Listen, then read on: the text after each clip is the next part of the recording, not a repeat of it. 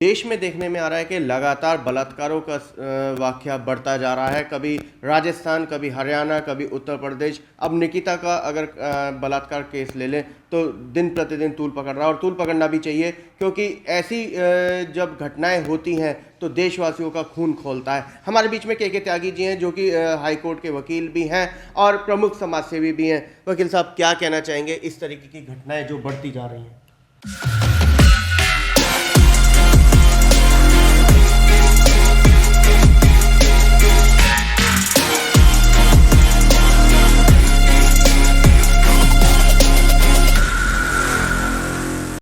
देखिए, जहाँ तक महिला अपराध का की बात है, हमारे देश में महिलाओं का सम्मान अब से नहीं, प्राचीन समय से रहा है। जी। लेकिन समाज की आज जो विकृति देखने को मिल रही है, इस पर बहुत कड़ी चोट की ज़रूरत है। अभी हम, चाहे वो निकिता का मामला हो, हाथरस का भी मामला हो, राजस्थान का भी मामला हो, जी। ऐसे जो अपराधी हैं इनसे कड़ाई से निपटा जाना चाहिए। अगर हम निकिता के मामले को लें तो ये थोड़ा और मामलों से डिफरेंट है। इसमें अभी हालांकि जांच का विषय है, जांच चल रही है, लेकिन जिस तरह का मामला आ रहा है, ये लव जिहाद का मामला उभर के आया है। बिल्कुल ठीक बात। और इसमें एक और भी बात है कि वो महिला का उसके साथ कोई संपर्क नहीं था। कई मामलों में जोड़ते हैं कि जी गांव के हैं, ऐसे हैं, जानते थे पहले से, लेकिन ये मामला तो बिल्कुल ही अलग था। इसमें उसको जबरदस्ती गाड़ी में बिठाने का प्रयास, अपहरण करने का प्रयास किया गया। ऐसे मामलों से बहुत सख्ती से निपटा जाना चाहिए। देखिए, जहाँ तक महिला अपराध की बात है, अगर हम इसको लें, बलात्कार जैसी घटना हमारे देश में, जिसको एक संस्कारों से भरा हुआ देश कहा जाता है, बहुत ही विभत्स है। और मैं तो कहता हूँ, हालांकि सरकार ने इस पर बड़ा कड़ा कानून लाई है, लेकिन अभी एक तो इन्वेस्टिगेशन और ट्रायल, ये दोनों ही फास्ट ट्रैक पर होना चाहिए। इन्वेस्टिगेशन रिपोर्ट, अभी जैसे 3 महीने का टाइम होता है, अगर वो अपराधी जेल में है, चार्जशीट का, इसको टाइम को भी कर्टेल करना चाहिए। मतलब फास्ट ट्रैक कोर्ट, बिल्कुल, मतलब जल्द से जल्द सुनवाई। बिल्कुल ऐसा ना, न्याय होना नहीं चाहिए, न्याय होता दिखना भी चाहिए।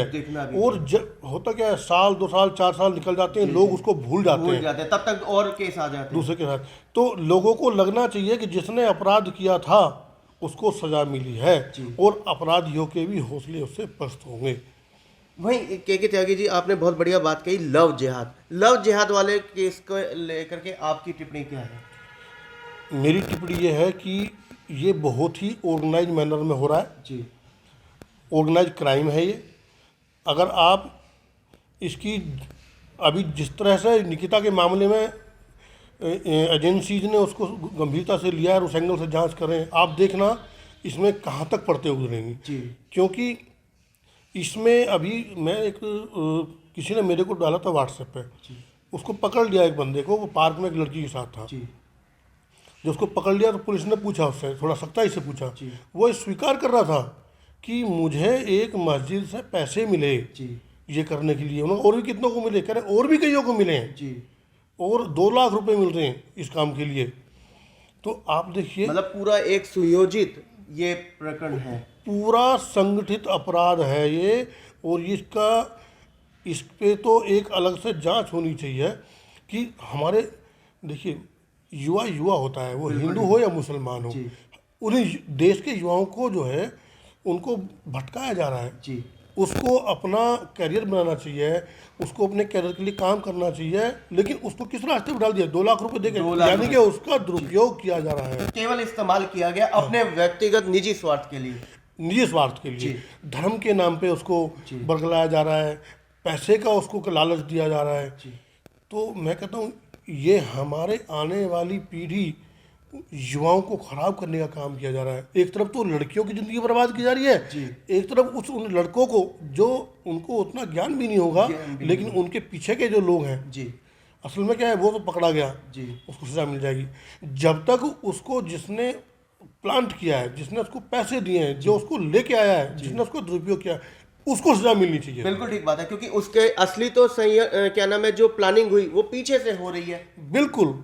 और इसके लिए बहुत भारी मात्रा में पैसे का प्रयोग किया जा रहा है, इसे मैं कहूँ प्रयोग के दुरुपयोग किया जा रहा क्योंकि है। के त्यागी जी देखने में आ रहा है कि नाम बदल लेना, कलावा बांध लेना, टीका लगा लेना, मतलब क्या है ये सब चीजें। ये उनको ट्रेनिंग दी जा रही है जी, कि आप कलावा बांधो तो आपकी पहचान हिंदू की होगी। छुप जाएगी। जी ठीक है, आप जो है ना टीका लगाओ, जी तो जो लड़कियां हैं उनको आप, ये पूरी तरह से फ्रॉड है। और फ्रॉड के साथ साथ ये गंभीर अपराध है, क्योंकि देखिए जिस लड़की के साथ ये हादसा, वो सब पता ही नहीं था साथ क्या हो रहा है। बिल्कुल ठीक बात है। फेक आईडी बना लेते हैं फेसबुक पे, फिर उसके बाद में क्या नाम है, चैटिंग शुरू हो जाती है, बिल्कुल। व्हाट्सएप शुरू हो जाता है। और ये तो हुआ एक मामला इसका। महिला अपराध किसी भी तरह का हो, जी चाहे ये लव जिहाद का हो, चाहे बलात्कार का हो, जी चाहे दहेज हत्याओं का हो। जी जी जी दहेज हत्याओं का भी आप देखें, एक लड़की आती है, जी उसके सपने होते हैं कि मैं अपनी ज़िंदगी शुरू करूंगी, लेकिन क्या होता है, दहेज के लोग भी उसको मार देते हैं। मार देते हैं। वो लड़की की जान चली गई, वो पूरा परिवार भी घर का, जिसने कितने शान शौकत के साथ कोई शादी की थी। जी जी जी तो दान दहेज का मामला हो, चाहे वो इस तरह के मामले हों, इन सब मामलों में कानून का सख्ती से लागू किया जाना और हमारी जांच एजेंसी द्वारा निष्पक्ष रूप से उसकी जांच किया जाना। लेकिन त्यागी जी वही बात करें दहेज उत्पीड़न, बाजी बाजी तो केस ऐसे भी आते हैं कि जबरदस्ती लड़की वाले फंसाने के लिए तैयार होते हैं, लगाते नहीं है 10 लाख, बताते हैं 50 लाख। ऐसा है, अगर आप इस पे जाएं तो अब से 15 साल पहले दहेज के केसेज में कानून इतनी सख्ती से लागू किया जाता था जी कि तुरंत गिरफ्तारी हो जाती थी। लेकिन जैसे जैसे इसका दुरुपयोग शुरू हुआ, नंद का, भाभी का, देवर का, जेठ का, सास का, ससुर का, नज़दीक के रिश्तेदारों को, सबके नाम लिखे जाने लगे। जी जी जी धीरे धीरे ये दुरुपयोग बाहर आने लगा। जी उसका नतीजा क्या हुआ, माननीय उच्च न्यायालय का, उसके बाद माननीय उच्चतम न्यायालय के फैसले आए जी कि भाई बिना सबूत के, बिना प्रॉपर इन्वेस्टिगेशन के गिरफ्तारी नहीं होनी नहीं चाहिए। होगी। उससे क्या हुआ, उसका दूसरा एंगल देखिए आप, जी जो वास्तव में बेचारी पीड़ित थी ना, पीड़ित थी। अब वो भी सफर है इसकी, क्योंकि दुरुपयोग, एक ने तो दुरुपयोग किया, लेकिन वास्तव में जो विक्टिम थी, विक्टिम थी। अब वो भी सफर है उसको, क्योंकि बिल्कुल। उसको भी, उसके एफआईआर को, उसकी कंप्लेंट को भी शक की निगाह से देखा जाने लगा है। जाने लगा है। तो देखिए, कानून का दुरुपयोग करने वाले अपराध करने वाले से ज़्यादा खतरनाक है हमारे सोसाइटी के लिए। लेकिन त्यागी जी बात करें मैट्रिमोनियल के केस दिन प्रतिदिन क्यों बढ़ते जा रहे हैं, क्या इसके पीछे आप नजरिया निकालते देखो, हैं? उसकी वजह 2-3 वजह हैं। जी एक वजह तो यह है कि जागरूकता आई है, लड़कियां पढ़ने लिखने लगी हैं, शिक्षित हैं। पहले मीडिया है, जी अब संचार के माध्यम है। पहले मान लिया गांव देहात में घटना हो जाती थी, पता ही नहीं चलता पता ही नहीं चलता था। उसके जो परिवार के लोग थे उनको पता नहीं चलता था, बेचारे साल 2 साल में कभी आएंगे, तब तक बात भूल जाते थे लोग। बिल्कुल ठीक है। लेकिन आज क्या है, आज सबके पास मोबाइल है, सबके पास साधन है, जरा सी कोई घटना होती है तुरंत सबको पता लग जाता है। जी लेकिन मेरा मतलब इस मामले में बड़ा स्पष्ट रुख है कि जो लोग इस कानून का, दहेज के कानून का दुरुपयोग कर रहे हैं, वो अपराध करने वाले के बराबर ही अपराधी हैं, क्योंकि उनके कारण से जी जो एक्चुअल में विक्टिम हैं जी उनको सफ़र करना पड़ता है, उनके मुकदमे को भी शक की निगाह से देखा जाता है। बिल्कुल ठीक है। तो मेरा मानना है कि ऐसा दुरुपयोग भी रुकना चाहिए और जिसने अपराध किया है उसको भी कड़ी सजा मिलनी चाहिए। वापसी मैं के त्यागी जी, आपका मतलब वो सवाल वहीं खड़ा है, लव जिहाद, लव जिहाद पे क्या ठोस कानून आने वाला है? जिस तरीके से अब लगभग 15-20 दिन से ये चीज़ें बहुत तेज़ी से निकल के आ रही हैं। उस पे कानून आना चाहिए और कानून सख्त आना चाहिए, क्योंकि ये समाज के लिए बहुत बड़ा खतरा है। जितना खतरा ये लड़कियों के लिए है, उतना ही खतरा युवाओं के लिए लड़कों भी के है, लिए। जो वे जिन युवाओं को वो संगठित ग्रोह, मैं उनको ग्रोह शब्द का प्रयोग कर रहा हूँ, बिल्कुल बिल्कुल जो धन बल के आधार पे, धर्म के नाम पे जी। उनका दुरुपयोग कर रहे हैं। कहीं ना कहीं इसके पीछे कोई बड़ा बिजनेस टाइकून मिलने वाला है या कोई नेता का हाथ है?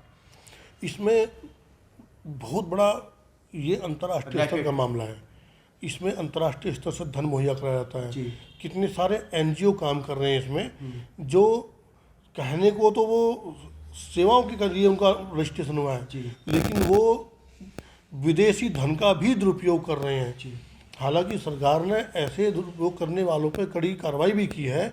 बहुत सारे ऐसे जो एनजीओ हैं उनको आइडेंटिफाई करके उनके खिलाफ एक्शन लिया है, उनके रजिस्ट्रेशन रद्द किए हैं, और उनके जो फॉरेन एक्सचेंज वो वहाँ से लेते थे जी, जी, जी। उसको भी कर्टेल किया है। लेकिन अभी भी लव जिहाद को रोकने के लिए और कड़े कानून की ज़रूरत है। और इसमें जिस तरह से वो अपने धर्म का चोला बदल के, कलावा बांध के, टीका लगा करते हैं, नाम बदल के, मैं कहता हूँ जो इस तरह का काम कर रहा है इस पे तो ये तो फ्रॉड है। और इसमें उम्र कैद से कम की सजा नहीं होनी चाहिए कि तुमने अपना धर्म भी बदल लिया दूसरे को दिखाने के लिए। लेकिन जैसे ही आपने उसके साथ निकाह कर लिया, निकाह करते ही आप फिर दोबारा अपने धर्म में आ गए। बिल्कुल। आप उसको कहते हैं अब आपको इस्लाम मानना पड़ेगा, इस्लाम की रीति माननी पड़ेंगी आपको। तो तब वो बेचारी एकदम सब जो हक्के पक्के रह जाती है। बिल्कुल बिल्कुल। क्योंकि उसको तो समझ ही नहीं आता तुझे क्या करना है। क्योंकि जब उसने उसके साथ में प्रेम किया, विवाह किया, उस वक्त तो बेचारी वो समझ रही थी कला बांध क्या है।